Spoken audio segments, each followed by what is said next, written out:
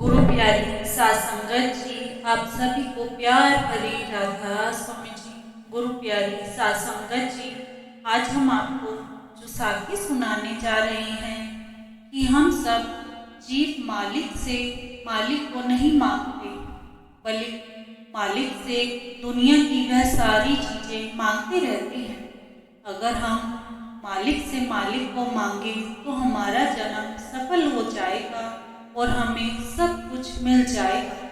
क्योंकि अगर दाता मिल गया तो दाते अपने आप आ जाएंगे। यही सुनिए इस साखी में। एक बार एक साधु था, वह जंगल में तपस्या करता था। वही एक गरीब लकड़हारा भी था। वह भी जंगल में रोज आता, पेड़ों से लकड़ी काटता और उसे बाजार में बेचकर अपने घर का गुजारा करता था। ऐसे कई साल बीत गए। साधु उसको यह करते हुए रोज देखता रहता था। साधु ने सोचा, यह गरीब आदमी रोज आता है, लकड़ी काटता है, बाजार में बेचता है और अगले दिन फिर वापस आ जाता है। कितने साल हो गए इसे यह काम करते हुए, लेकिन इसके हालात आज तक नहीं सुधरे। उस साधु ने सोचा कि इसके लिए मुझे ही कुछ करना चाहिए। साधु ने एक दिन उस गरीब लकड़हारे को आवाज देकर रोक लिया और बोले, भाई तुम थोड़ा आगे जा। वह बोला, बाबा आगे क्या है? उस साधु ने कहा, भाई आगे सुख है। उस लकड़हारे ने सोचा, साधु आदमी है, कई सालों से इस जंगल में बैठकर तपस्या कर रहा है, शायद ये सच कह रहा है, शायद आगे जाने पर मेरे को सुख मिल जाए।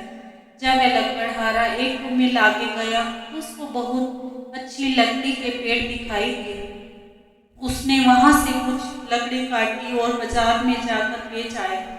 उस दिन उसको पहले से थोड़े ज्यादा पैसे मिल गए। वह लकड़हारा बहुत खुश हो गया।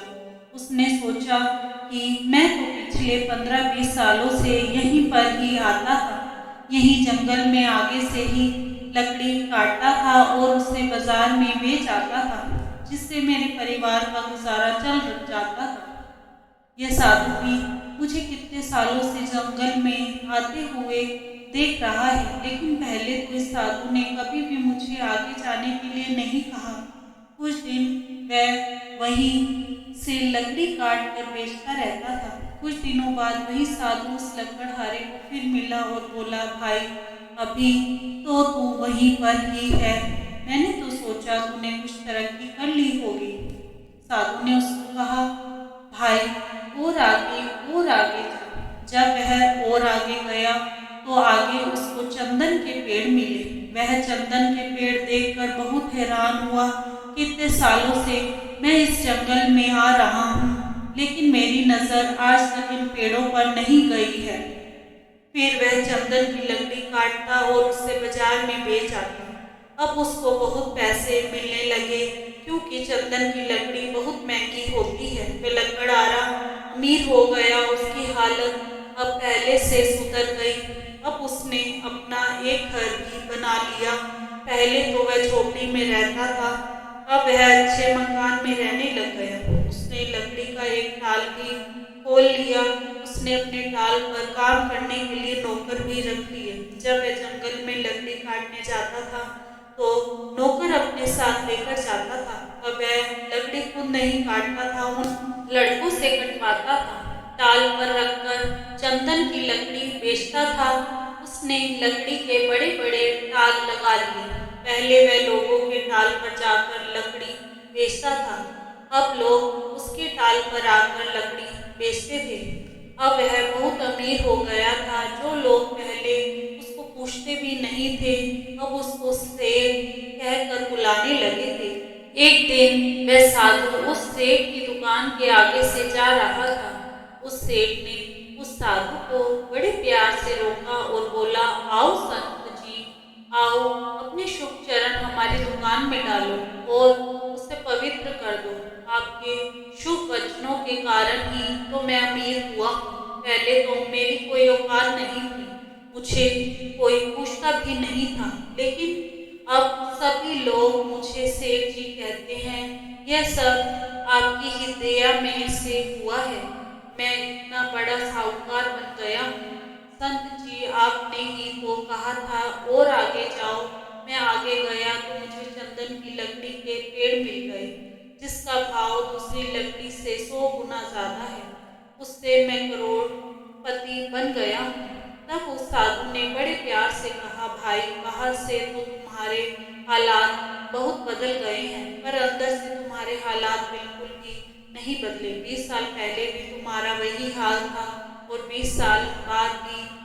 अब तुम्हारे बच्चे बड़े हो गए हैं, तुम्हारे सभी दुख दूर हो गए हैं, फिर भी तुम बहुत उदास लग रहे हो, क्या बात है? तो वह आदमी उस साधु की बात सुनकर रो पड़ा। बाहर से तो हम सभी खुश नजर आते हैं, सुखी नजर आते हैं, लेकिन अंदर सबको कोई ना कोई दुख, कोई ना कोई चिंता लगी ही रहती है। साहूकार बोला, संत जी मेरे पास पैसा तो बहुत है, पर मेरे घर में शांति नहीं है।